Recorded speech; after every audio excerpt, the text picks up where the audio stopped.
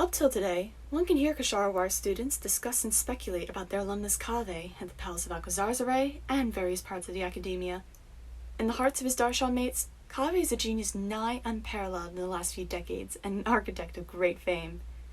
Kaveh has, by his outstanding works, engraved his name into the history of the academia. If you are to meet Kasharawar students, it wouldn't hurt to listen to them extol his achievements. Single-handedly designing the Palace of Alcazarzaray, renovating the landmark lighthouse of Port Ormos, modifying the port's elevators and cargo handling structures, his pioneering role in the spatial optimization of the peripheral areas surrounding forests and valleys, the list goes on. Clad in these achievements, Kaveh has become more than a simple name, but a synonym for achievement in the field of design. Many wish they could have a resume like his. Brilliantly talented in school, invited to work in various major construction agencies after graduation, and leaving after several years to do work under his own name. All outsider readings of his life stop here, and almost none know the hidden truth behind the stories. The truth that Kaveh himself is trying to hide. It is true, of course, that he's an exceptional designer. It's a shame, then, this has not allowed him to live the perfect life that others think he does. He would summarize his past experiences in this way. Misunderstandings are troublesome, but inevitable. All people are vulnerable to momentary lapses in judgment and to the influence of rigid labels.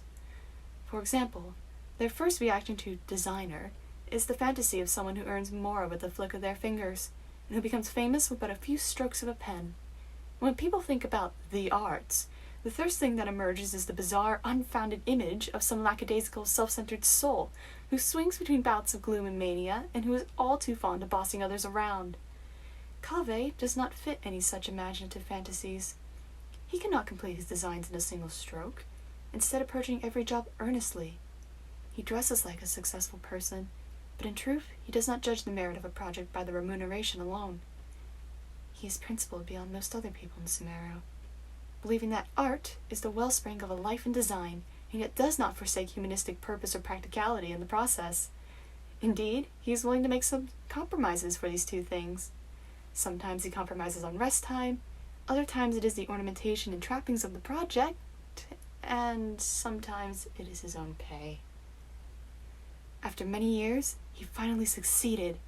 The Palace of Alcazarzaray was completed, and he returned to Sumeru in glory. His colleagues had not but praise for the fabled palace atop a large tree, stunned as they were by its designer's astounding imagination.